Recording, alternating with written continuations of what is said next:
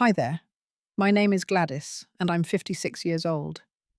You know, I always believed that family was the place where you could always come home to, no matter what.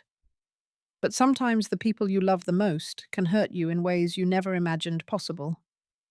After my husband passed away, I thought moving in with my daughter would be a fresh start for both of us. Little did I know it would lead to the most painful betrayal of my life. Before I share what happened next, let me know where you're watching from, and please hit that like button and subscribe for more real-life stories. Trust me, you'll want to hear how this mother-daughter story unfolds. When my husband Robert died from lung cancer 6 months earlier, my whole world crumbled. We'd been married for 32 years, and suddenly I found myself completely alone in our four-bedroom house in Towson, Maryland. The medical bills had eaten through most of our savings, and the mortgage payments were becoming impossible to manage on my small pension from the school district, where I'd worked as a secretary for 23 years.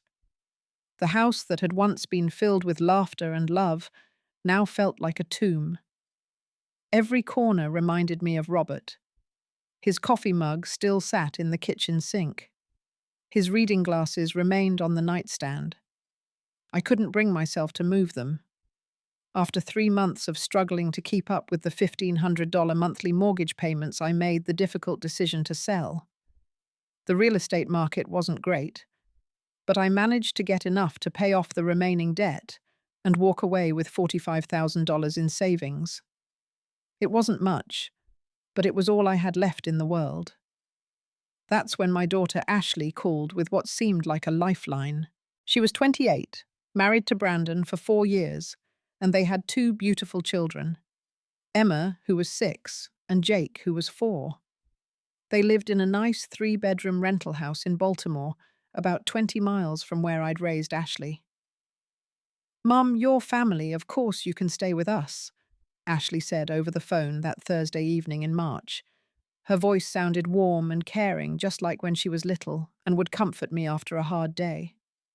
"We have that spare room upstairs, and honestly it would be great to have some help with the kids." I remember feeling such relief and gratitude.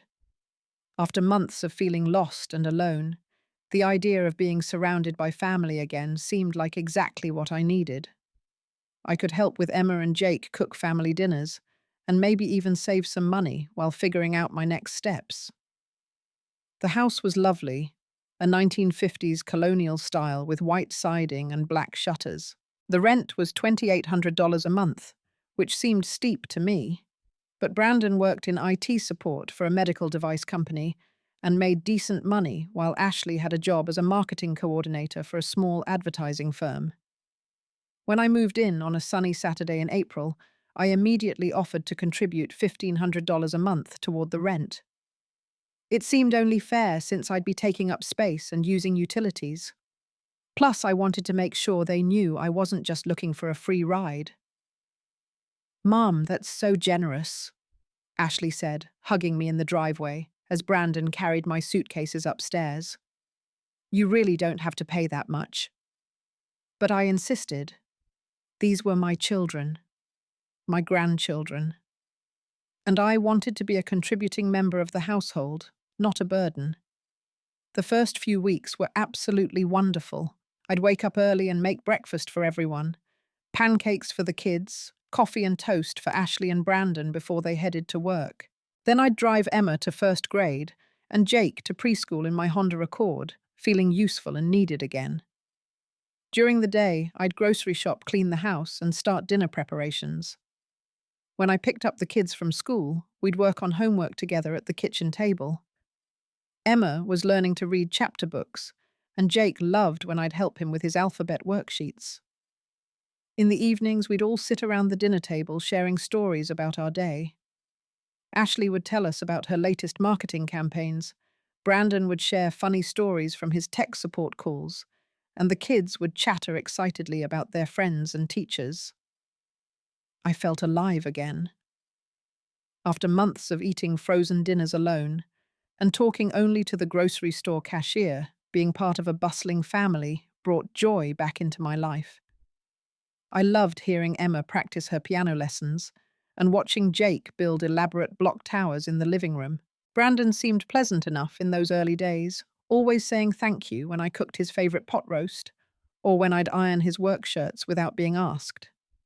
He was polite, calling me Mrs. Johnson, and asking how my day went when he came home from work. But looking back, I can see there were subtle signs of tension that I chose to ignore. Sometimes I'd catch him glancing at me with what seemed like mild irritation when I was watching the evening news in the living room, or he'd make little comments about the house feeling full lately. I chalked it up to adjustment period stress.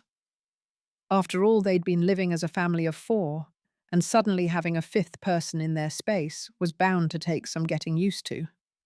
I figured if I just kept being helpful and unobtrusive, everything would settle into a comfortable routine. The first real sign that something was wrong came about 6 weeks after I'd moved in. It was a Tuesday evening in mid-May, and I was sitting in the living room watching the 6 o'clock news while Ashley helped the kids with their baths upstairs. Brandon came home from work, looking particularly tired and frustrated. He walked into the living room, saw me in what I later realized he considered his chair, and his expression darkened noticeably. Without saying hello or asking about my day like he usually did, he moved to the couch and sat down heavily. "House feels crowded lately," he muttered, not quite looking at me, but making sure his voice was loud enough for me to hear. He picked up his phone and started scrolling through it aggressively, the way people do when they're annoyed but trying to appear busy. I looked over at him, confused by his sudden change in demeanor. "I'm sorry, what did you say?" "Nothing," he replied curtly, still not making eye contact. "Just thinking out loud." A few minutes later, when Ashley came downstairs with the kids ready for their bedtime story, Brandon suddenly stood up and reached for the television remote that was sitting on the coffee table next to my chair. "Can't even relax in my own living room," he said, loud enough for Ashley to hear, but directed at no one in particular. Then he looked directly at me for the first time that evening. "I pay the cable bill, so I think I should get to choose what we watch." The words hit me like a slap. I handed him the remote, immediately feeling my cheeks burn with embarrassment. "Of course I'm sorry. I didn't realize you wanted to watch something specific." But as I looked around the room, I noticed Ashley avoiding eye contact with me. She quickly ushered the kids toward the stairs. "Come on, Emma and Jake, let's read your story upstairs tonight." That night, I lay in bed, replaying the interaction over and over. Brandon had never spoken to me with that edge in his voice before, and Ashley's reaction troubled me even more. Why hadn't she said anything when her husband was being rude to her mother? The next few days brought more subtle but unmistakable changes. When I'd come downstairs in the morning, Brandon would be finishing his breakfast and would get up to leave as soon as he saw me, even if his coffee was still steaming. When I'd sit in the living room during the day, Ashley would suggest I might be more comfortable reading in my bedroom. The breaking point came the following weekend, when I made my famous herb-roasted chicken for Sunday dinner. I'd spent the entire afternoon preparing it with rosemary from Ashley's garden, roasted vegetables, and homemade gravy. The kitchen smelled incredible, and I was proud of the beautiful meal I'd created for my family. When Brandon took his first bite, his face scrunched up in displeasure. "Too salty," he announced loudly, reaching for his water glass and taking a long drink as if he needed to wash away the taste. I was mortified. I'd been making that chicken recipe for 25 years, and it had always been one of Ashley's favorites when she was growing up. "I'm so sorry, Brandon. I can make something else if you'd prefer." "Don't worry about it," he said with an exaggerated sigh. "I'll just order a pizza later." Ashley, who had been quietly eating her portion and seemed to be enjoying it, suddenly stopped and pushed her plate away. "Actually, maybe the seasoning is a bit heavy tonight, Mum." I felt like I'd been punched in the stomach. Ashley knew perfectly well that this was the same recipe I'd made for her countless times growing up. She'd even requested it specifically for her birthday dinner just 2 years earlier. After dinner, I tried to talk to Ashley privately while she was loading the dishwasher. Honey, is everything okay? You seem different lately, and I'm wondering if there's something I've done to upset you. She didn't look up from the dishes. Everything's fine, Mum. You're probably just imagining things. But I wasn't imagining the way she'd been avoiding my eyes for the past week, or the way conversations would stop abruptly when I entered a room. I wasn't imagining the way Brandon would change the television channel immediately whenever I sat down, even if he'd been watching the same show for 30 minutes. That night, I sat alone in my small bedroom, listening to the sounds of my family watching a movie together in the living room below. Their laughter drifted up through the floorboards, but I knew I wasn't welcome to join them. For the first time since moving in, I felt like a stranger in what was supposed to be my home. I started spending more time in my room, trying to make myself as invisible as possible. I'd wait until everyone was asleep before going downstairs to get a glass of water. I'd grocery shop during the day while everyone was at work and school, leaving the receipt and change on the kitchen counter without saying anything. Despite my efforts to give them space, the tension continued to escalate.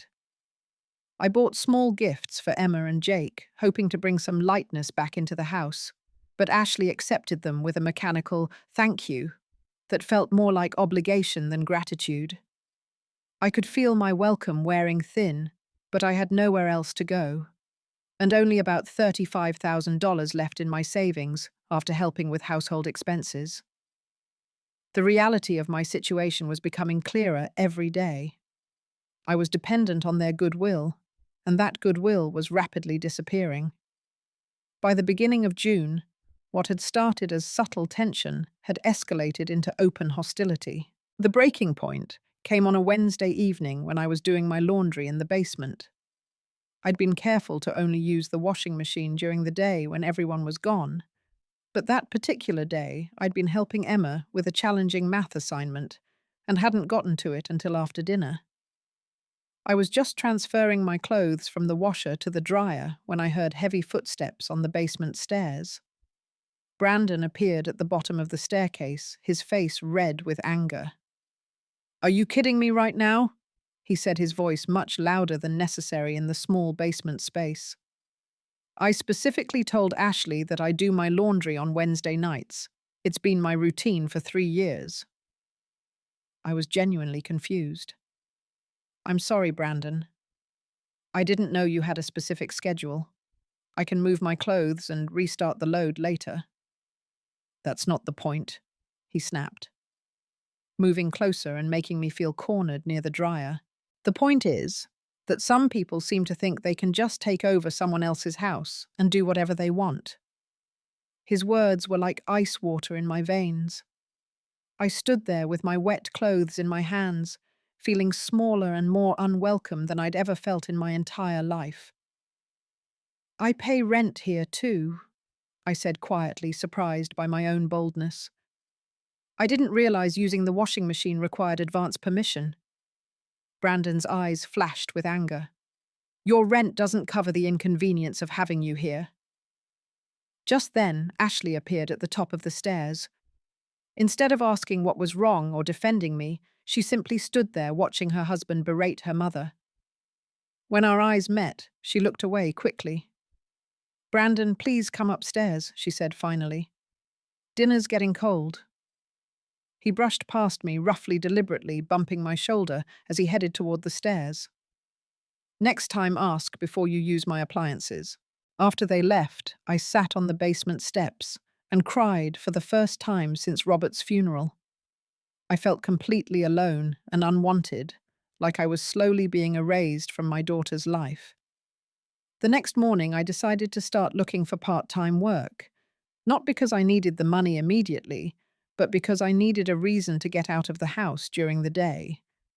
I couldn't stand the feeling of being trapped in my bedroom, waiting for everyone to leave, so I could move freely through the common areas. I applied at several retail stores and managed to get an interview at a local bookstore for a position that would give me 20 hours a week. When I mentioned this to Ashley, hoping she might be proud of my initiative, her response was disappointing. "Mom, you don't need to work. Just try to give us some space." The word space hung in the air like an accusation. I was already spending most of my time in my bedroom. I only used the kitchen when no one else was around. I'd stopped watching television in the living room entirely. How much more space could I possibly give them? That weekend, I was playing with Emma in the backyard when she asked me a question that broke my heart into a million pieces. "Grandma Gladys, why does Daddy look angry when you're here?" I knelt down to her level, trying to keep my voice steady. "What do you mean, sweetheart?" "When you come into a room, Daddy's face gets all scrunchy," she said, demonstrating by frowning deeply. "And Mommy gets really quiet." Out of the mouths of babes. Even a 6-year-old could see what was happening. But Ashley continued to pretend everything was normal. That evening, I overheard Brandon on the phone with what I assumed was a friend or family member. He was in the kitchen, and I was in the hallway heading to my room when his words stopped me in my tracks. "I don't know how much longer I can take this," he was saying, his voice carrying through the thin walls. "Some people don't know when they're not wanted." I stood frozen in the hallway, my heart pounding as I realized he was talking about me. This wasn't just about washing machines or television channels. Brandon genuinely did not want me in his house, and he was making no effort to hide it anymore. The final straw came a few days later, when I tried to do something nice for the family. I'd noticed they'd been ordering takeout more frequently, and I thought maybe they were just too tired to cook after long days at work.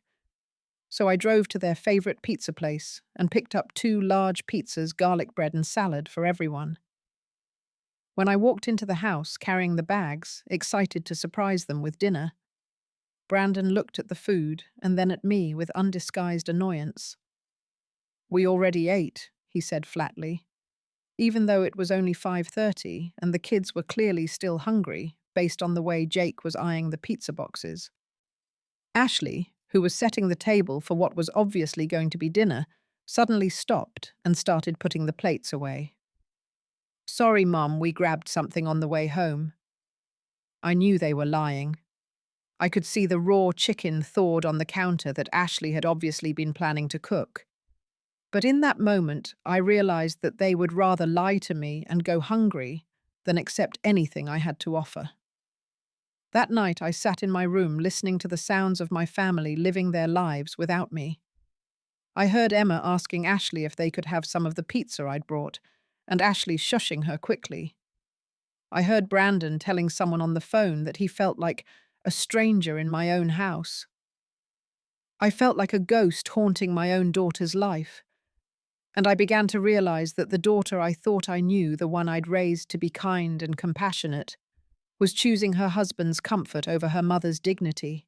Every day I stayed was another day of being unwanted, and I didn't know how much more my heart could take. The explosion that would change everything happened on a rainy Thursday evening in late June. I had been extra careful all day to stay out of everyone's way. I'd spent most of the afternoon in my room reading, only coming downstairs to make a quick sandwich for lunch when I was sure everyone was gone. Around 6 o'clock, I came downstairs to get a glass of water. Brandon was in the kitchen making coffee, using his favorite mug, a blue ceramic one that said, "World's Best Dad," that Emma had given him for Father's Day. As I reached into the cabinet for a glass, my elbow accidentally knocked into the mug, sending it crashing to the tile floor where it shattered into a dozen pieces. The sound of breaking ceramic was like a gunshot in the quiet kitchen. Brandon spun around, saw his broken mug, and his face transformed into something I'd never seen before. Pure, unadulterated rage. "That's it!" he shouted loud enough that I'm sure the neighbors could hear him. "I've had enough of this old woman cluttering up my house." I immediately dropped to my knees, trying to gather the pieces of the mug. "Brandon, I'm so sorry. It was an accident. I'll buy you a new one. I'll replace it tomorrow." "You'll replace it?" He laughed bitterly, but there was no humor in the sound. "You think you can just break whatever you want and throw money at it?" I stood up slowly, still holding pieces of the shattered mug. Something about his tone, the way he'd called me old woman, triggered something in me that I'd been suppressing for months. This is my daughter's house, too, I said, my voice stronger than I'd felt in weeks. And I pay rent here. I have every right to be in this kitchen. Brandon stepped closer to me, his face inches from mine. Your rent doesn't cover the stress and inconvenience of having you here every single day. Do you have any idea what it's like to come home from work and not be able to relax in your own living room? Then maybe you should learn some basic human decency. I shot back, surprising myself with my boldness. I'm not some stranger off the street. I'm Ashley's mother. That's when Ashley walked into the kitchen. She'd obviously heard the shouting and had come to see what was happening. For a brief moment, I felt hope. Surely now she would defend me. Surely she would tell her husband that he couldn't speak to her mother this way. Instead, she looked between Brandon and me, saw the broken mug on the floor, and sighed deeply. "Mum," she said, and her tone made my blood run cold. Brandon has a point. I felt like someone had reached into my chest and squeezed my heart. "Ashley, what are you saying?" She wouldn't look directly at me. "I think you need to understand that this isn't really your home. You're just staying here temporarily." Temporarily. I repeated, my voice barely a whisper. "Ashley, I've been paying rent, buying groceries, helping with the children. You're just an extra mouth to feed here." Ashley said the words coming out flat and emotionless, like she'd been practicing them. The kitchen went completely silent, except for the sound of rain pattering against the windows. I stared at my daughter. This woman I'd carried for 9 months, raised for 18 years, supported through college, celebrated at her wedding. And those 6 words echoed in my head like a death sentence. "An extra mouth to feed," I repeated slowly. "Mum, that's not what I meant." Ashley started, but Brandon cut her off. "No, that's exactly what you meant," he said, his voice triumphant. "Maybe it's time you find your own place, Mrs. Johnson. This arrangement clearly isn't working for anyone." I looked at Ashley, waiting for her to contradict him, to say that wasn't what she wanted. Instead, she nodded. "I think it would be better if you found somewhere else to live," she said, finally meeting my eyes. "We need our space back." In that moment, standing in the kitchen, surrounded by the broken pieces of Brandon's mug, I felt something inside me break as well. But it wasn't just my heart. It was every illusion I'd held about my daughter, about our relationship, about family loyalty. Emma and Jake appeared in the doorway, drawn by the shouting. Their little faces were scared and confused, and I realized they were witnessing their grandmother being thrown out of their house like an unwanted guest. "I'll pack my things tonight," I said quietly. "Mum, you don't have to leave tonight," Ashley said. But her voice lacked any real conviction. "Yes, I do," I replied. "I wouldn't want to be an extra mouth for even one more meal." I spent the next 2 hours packing everything I owned back into the same suitcases I'd arrived with 3 months earlier. Ashley didn't offer to help, and Brandon made a point of watching television loudly in the living room while I carried my belongings downstairs. When I was ready to leave, I stood in the entryway with my suitcases, looking at the house that had briefly felt like home. Ashley appeared, but she didn't hug me goodbye or ask where I was planning to go.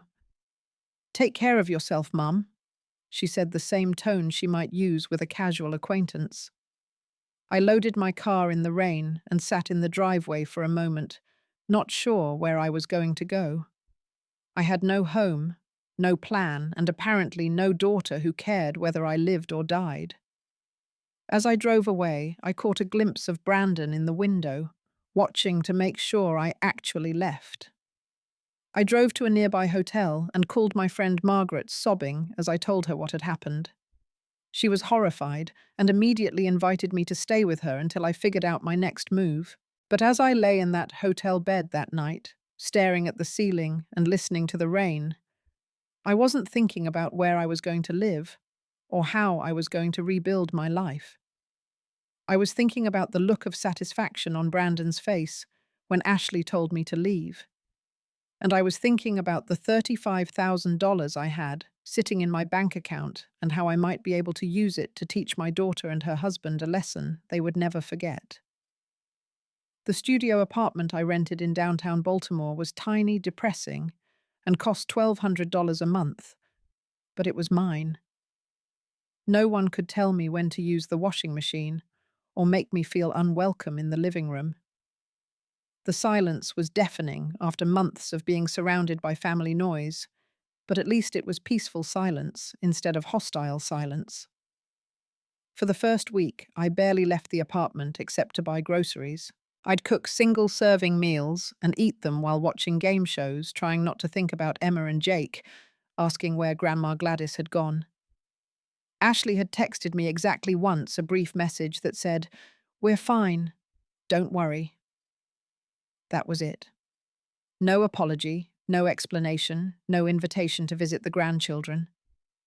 I tried calling several times, but Ashley either declined the calls or answered with clipped one-word responses. It became clear that as far as she was concerned, I had served my purpose by helping with rent for 3 months, and now I was simply an inconvenience she preferred not to think about. The loneliness was overwhelming, but it was the betrayal that really gutted me.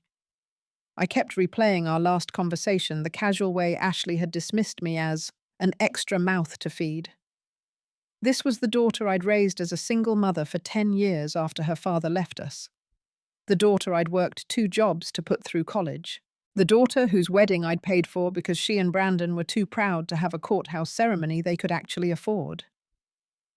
2 weeks after moving into my apartment, I got a job as a receptionist at Dr. Patricia Miller's dental office.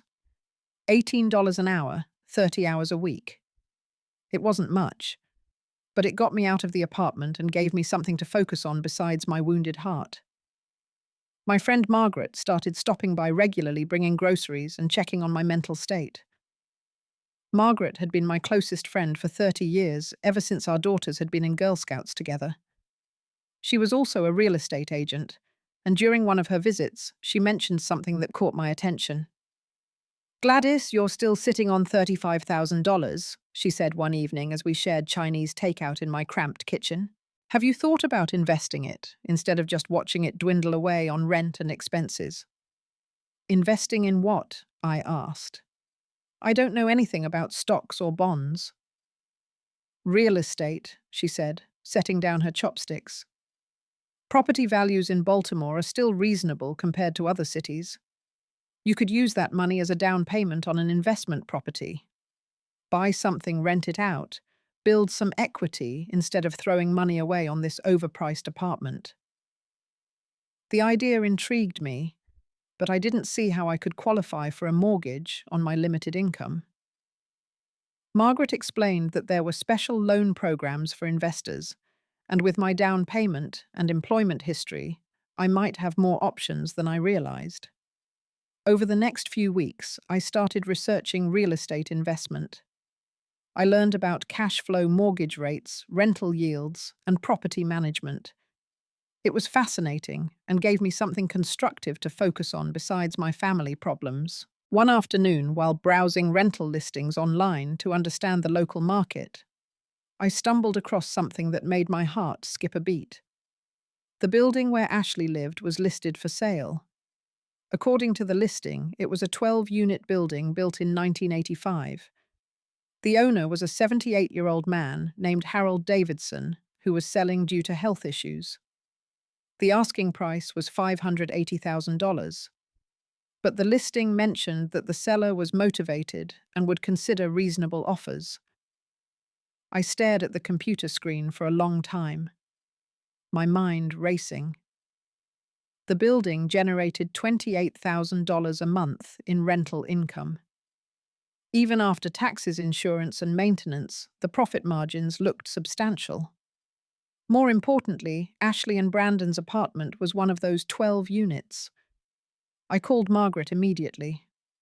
"Are you serious?" she asked when I told her what I was thinking. "You want to buy your daughter's building?"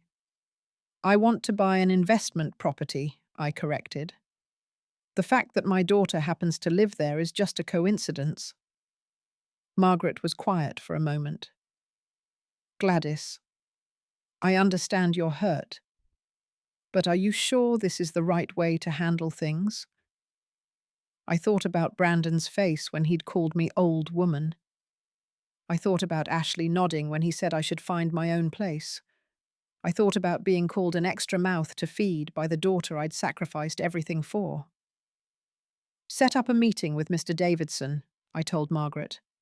"I want to make an offer." The next week, I met with Linda Rodriguez, a financial advisor who specialized in real estate investment loans. I brought my bank statements, employment verification, and a detailed business plan I'd spent 3 days researching and writing. "With your down payment and steady income, you should qualify for an investor mortgage," Linda explained.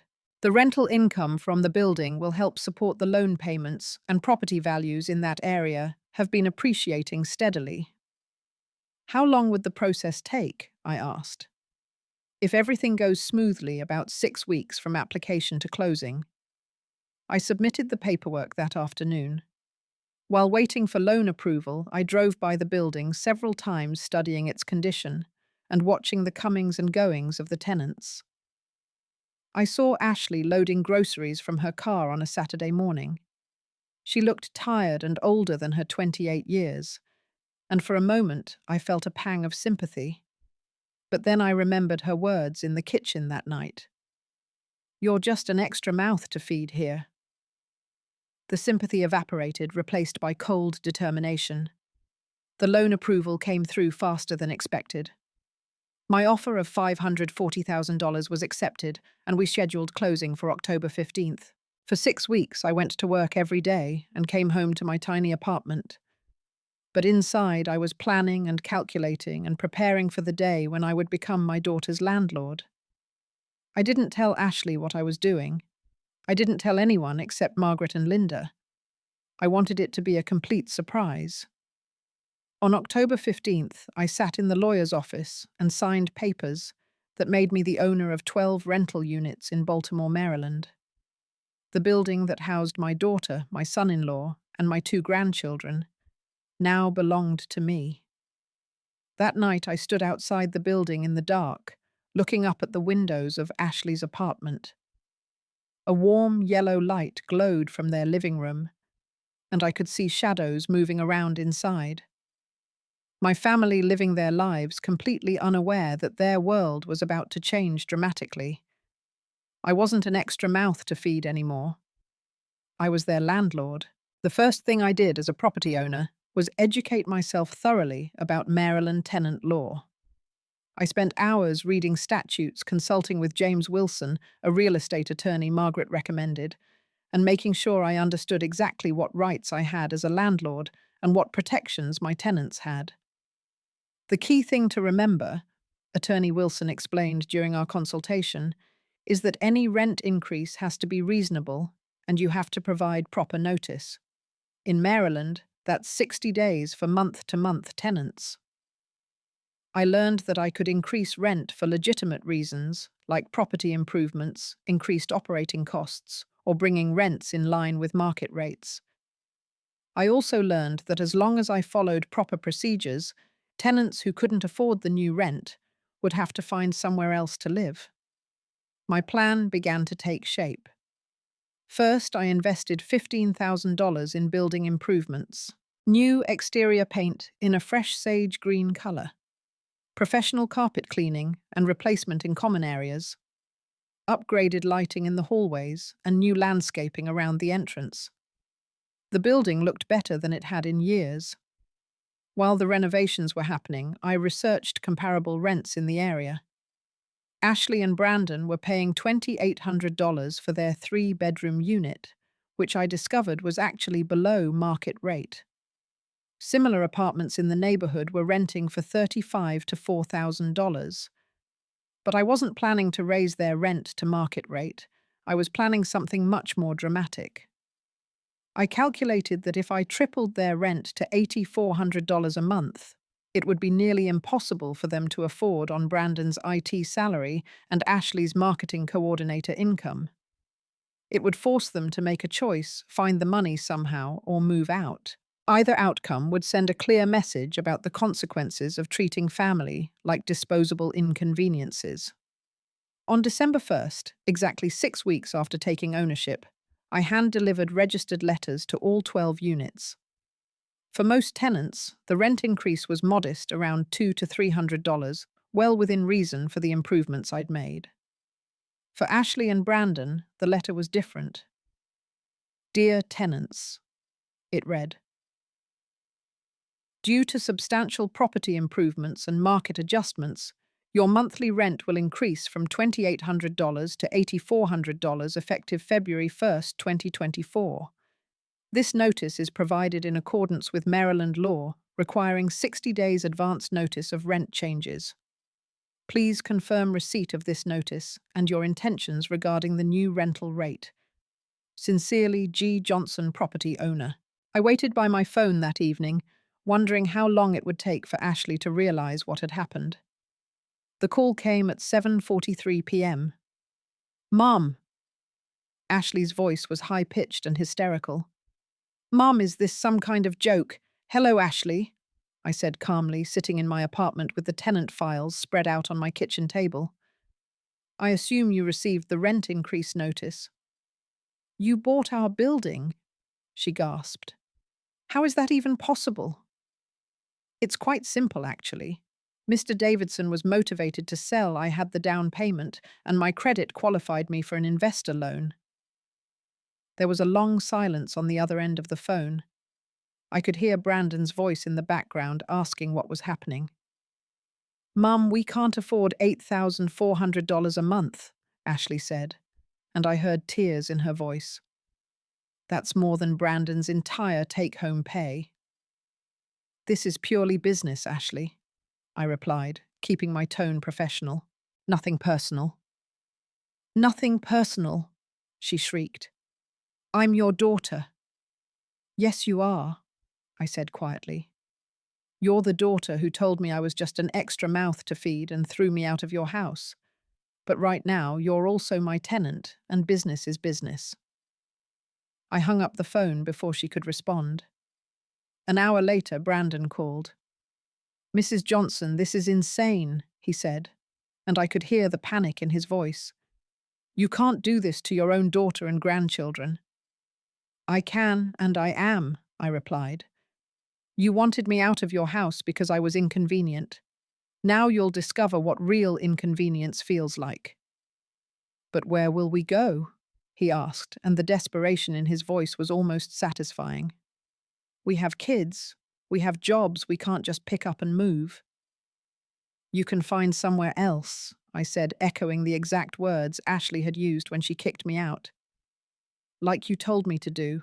Over the next few weeks, Ashley called repeatedly. Sometimes crying, sometimes angry, sometimes trying to negotiate. I listened politely but didn't budge on the rent increase. Brandon showed up at the dental office where I worked, looking haggard and desperate. Dr. Miller had to ask him to leave when he started raising his voice in the waiting room full of patients. Please, Mrs. Johnson, he had pleaded. I'm sorry for how I treated you. I was wrong, I admit it. But please don't make our children suffer for my mistakes. I looked at him calmly from behind the reception desk. Remember when you said some people don't know when they're not wanted? I remember that conversation very clearly. His face went white as he realized I'd heard his phone conversation that night in June. He understood finally that this wasn't a spontaneous decision born of recent hurt. This was calculated payback that had been months in the planning. Word spread quickly through the building about the massive rent increase for apartment 7. Other tenants approached me with curiosity and concern. But when I explained that Ashley and Brandon had received a proportionally larger increase due to being significantly below market rate, most seemed to accept it.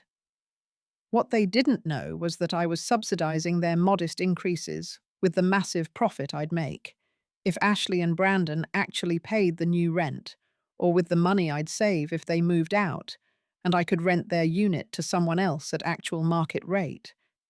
As January 31st approached, Ashley's calls became increasingly frantic. They'd looked at dozens of apartments, but everything in their price range was either too small for 4 people or in neighborhoods with poor schools. Moving back with Brandon's parents was an option, but it would mean changing schools for Emma and Jake and giving up the life they'd built.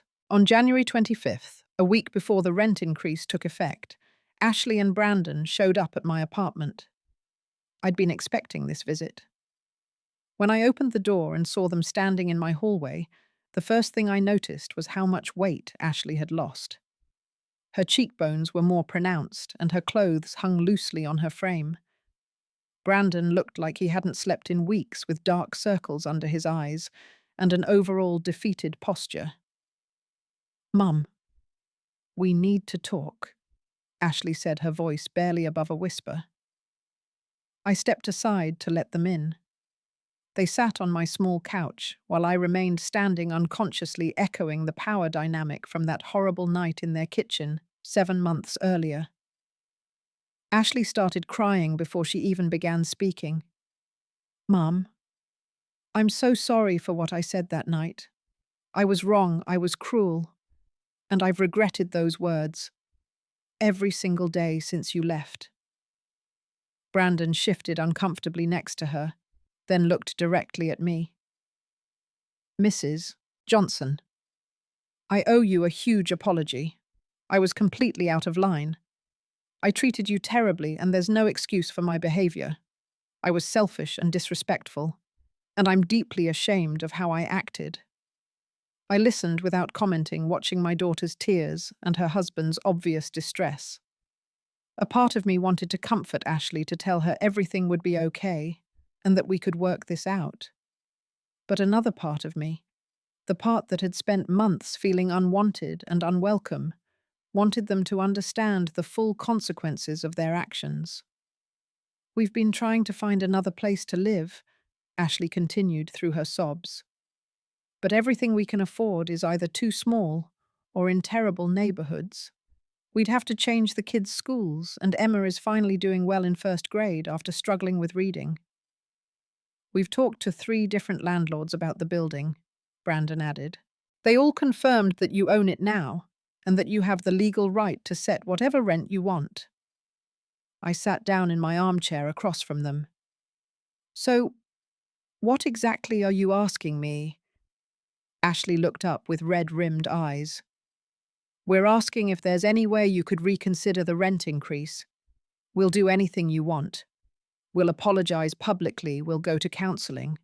We'll give you the master bedroom if you want to move back in." The offer caught me off guard. They were so desperate they were willing to give up their own bedroom to keep their apartment. "Please, Mum," Ashley whispered. "Where will we go?" The question hung in the air between us, and I found myself remembering the night I'd asked them the same thing and been told to figure it out myself.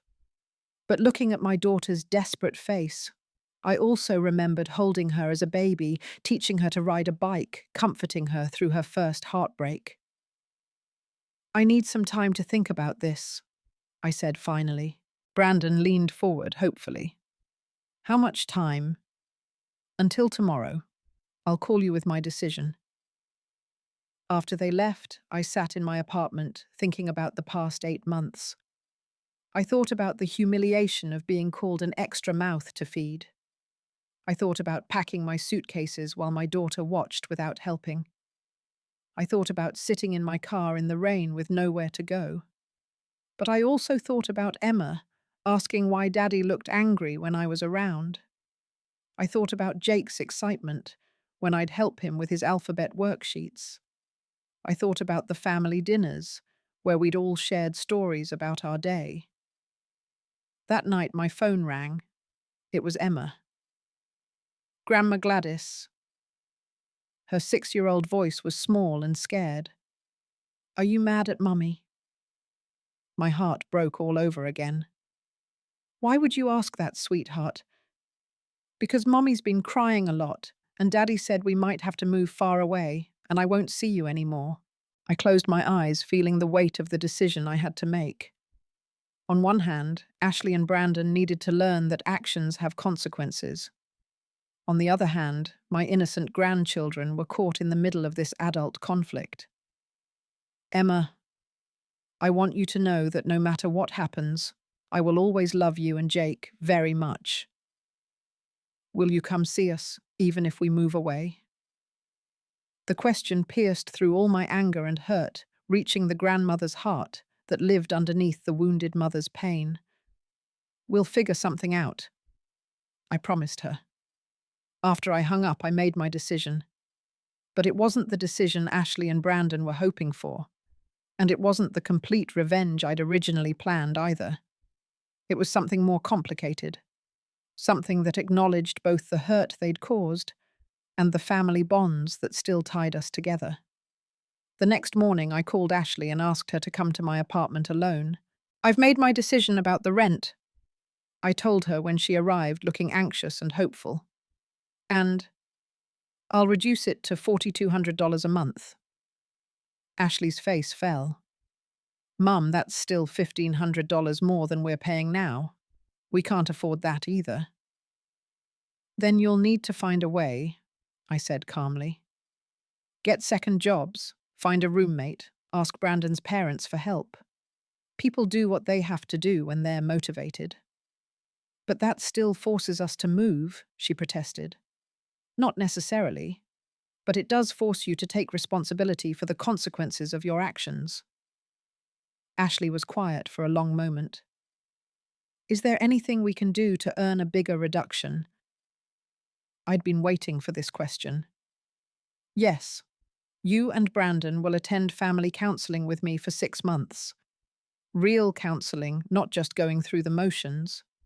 You'll work on understanding why what you did was wrong and how to rebuild trust.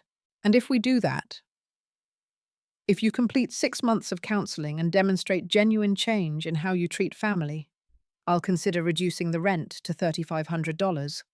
That's still more than you were paying, but it's manageable. Ashley nodded quickly.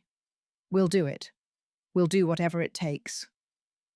I'm not finished, I continued. There are other conditions. First, I maintain ownership of this building.